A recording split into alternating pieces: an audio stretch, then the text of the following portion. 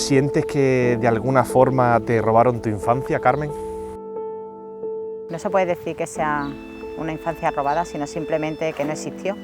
Y entonces yo siempre digo que cuando una infancia está robada es cuando la has tenido y te la han arrebatado. Pero en mi caso es que no llegó a existir esa infancia, con lo cual jamás disfruté de la infancia que digamos por derecho me correspondía. Soy Carmen de la Marta, tengo una historia resiliente y mi objetivo y meta en la vida es darle visibilidad a todo lo invisible.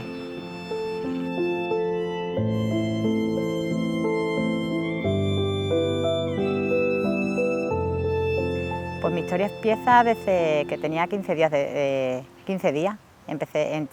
Mi primer ingreso fue en Hernán Cortés, lo que era Casa Cuna, que estaba regentado por monjas, y ahí fue mi primer ingreso el primer contacto que tuve con un centro de menores, y a partir de ahí, pues digamos que toda mi vida estaba marcada por diferentes, ingresos en diferentes centros. De ahí con 3 años salí con mis padrinos, que fue el primer contacto con familia que tuve, corto, pero la verdad que bastante intenso. Es la primera vez que recuerdo el haber vivido en una familia. Y después ya con 7 o 8 años tuve que entrar otra vez obligatoriamente en un centro de menores que era en el Núñez de Balboa, que es actualmente lo que es el Marcelo Nessi, el centro reformatorio. Y de ahí con 10 años me pasaron a San Juan Bautista, y de ahí ya, bueno, con 13 para 14 fue cuando tuve mi proceso de adopción y fue cuando vine a una familia que me adoptó en el 1997. Y viviendo en esa situación, la incertidumbre, imagino que sería como tu fiel compañera, ¿no?, en todos esos años.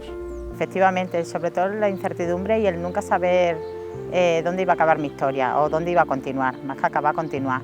Yo digo que tenía un destino marcado, como todos los niños que estamos en centro de menores, que tenemos un destino a los 18 años marcado, pero yo conseguí romper esa barrera, ¿no?, lo que llamamos la barrera transgeneracional, que muchos niños de centro de menores no consiguen cortarla, y yo tomando la decisión de incluso que el centro de menores me cogiese mi tutela a la Junta de Extremadura, que fui yo la propia que lo pidió de puño y letra, pues sí que hice un cambio ahí de destino, ¿no?, un poco de decir de un fracaso anunciado o un destino ya escrito a poder cambiar ese destino.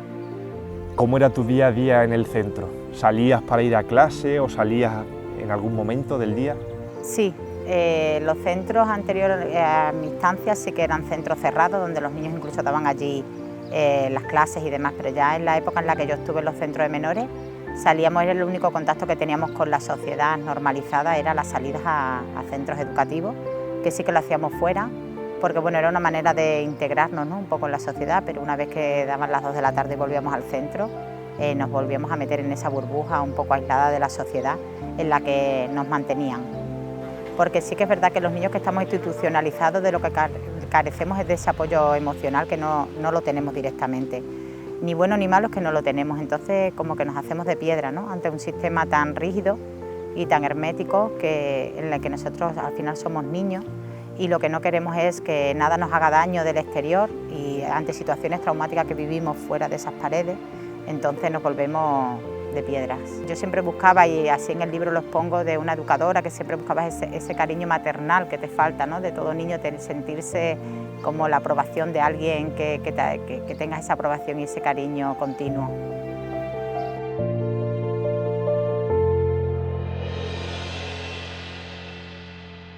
¿Y cómo era la relación con tu madre? O sea, ¿cómo la recuerdas? No sé si alegría cuando a lo mejor te iba a recoger, o quizá luego decepción cuando pensabas que iba a recogerte para estar contigo y a lo mejor te llevaba a otro lugar. Pues mira, la relación con mi madre era como una relación de, como yo digo, ¿no?, de tener a una persona endiosada. Entonces todo lo que ella me transmitía, yo siempre tenía como ese deseo de estar con ella y siempre tener su aprobación y hacer las cosas lo mejor posible pensando yo que era una aprobación para poder salir con ella del centro. Es verdad que siempre cuando las promesas, como yo digo, promesas incumplidas, al principio la ilusión siempre como niña que era, ¿no?, de que iba a salir como cualquiera. Date cuenta que en aquella época era yo una de las únicas que se quedaba en los centros de menores unas navidades, un verano. Entonces que tu madre viniese a las visitas o a alguna visita, te dijese que te va a sacar del centro, eso te daba esa esperanza, ¿no?, de que las cosas iban a cambiar. Y al final ibas a tener esa familia, ¿no?, que tenías que por derecho tener.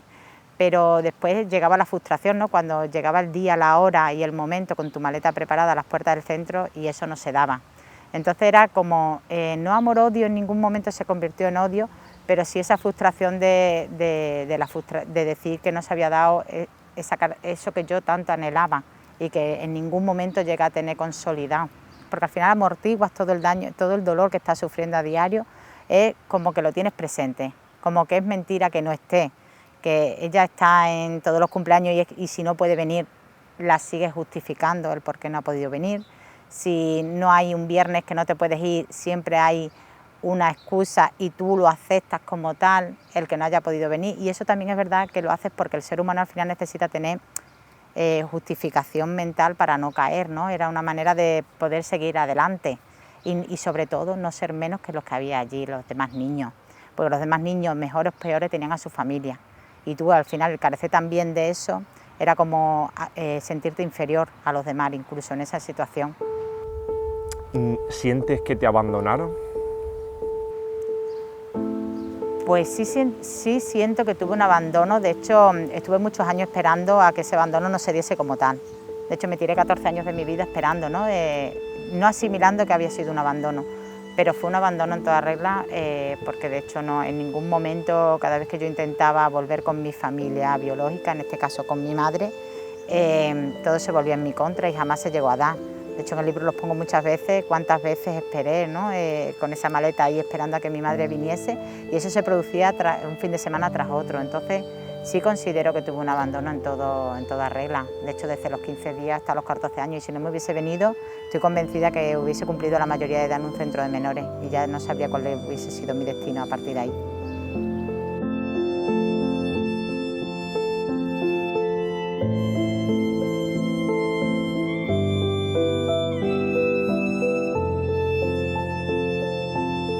La sociedad tiene una opinión totalmente equivocada de los niños de los centros de menores. Se consideran como niños conflictivos y en realidad lo que tienen es una mochila que no son culpables de ellos, sino simplemente están cumpliendo una condena por algo que hicieron sus progenitores o las personas que los cuidaban.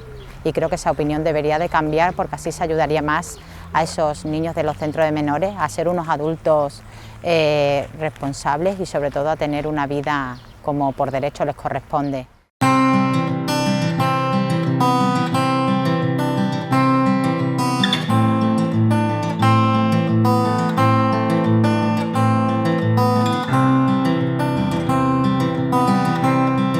¿Con qué fin creaste la asociación, Carmen? Pues la asociación está creada al final para ayudar a esas familias de origen, ¿no? Yo digo que los eslabones deben de empezar desde el principio, y si al final no ayudamos a la familia donde los niños deben crecer, porque al final es, digamos, la manera más beneficiosa de que un niño se pueda desarrollar, pues la asociación está creada con ese fin, ¿no? De poder ayudar desde la base y sobre todo a la infancia, que esa infancia que yo no puedo tener no haya otros niños que pasen por ahí. En mi casa recuerdo que mi abuelo siempre desde pequeño tenía una cámara en la mano y nos grababa muchos de los momentos nuestros de pequeño, y hoy en día todavía seguimos viendo esos vídeos. Mencionabas en el libro que en tu caso careces de esos recuerdos. Efectivamente, ¿no? Siempre digo que la infancia de un niño está marcada muchas veces por las imágenes, porque no tenemos esos recuerdos, ¿no? No los puedes recordar y los recordamos a través de vídeos, imágenes o lo que nos cuentan.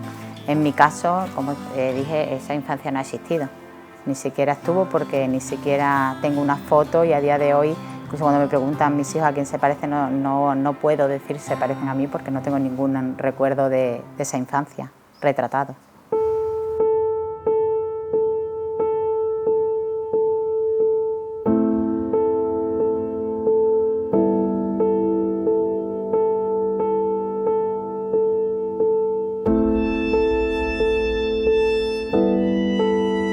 ¿Y qué es lo que más valora a Carmen de la Marta en la vida? ¿A qué le das más valor?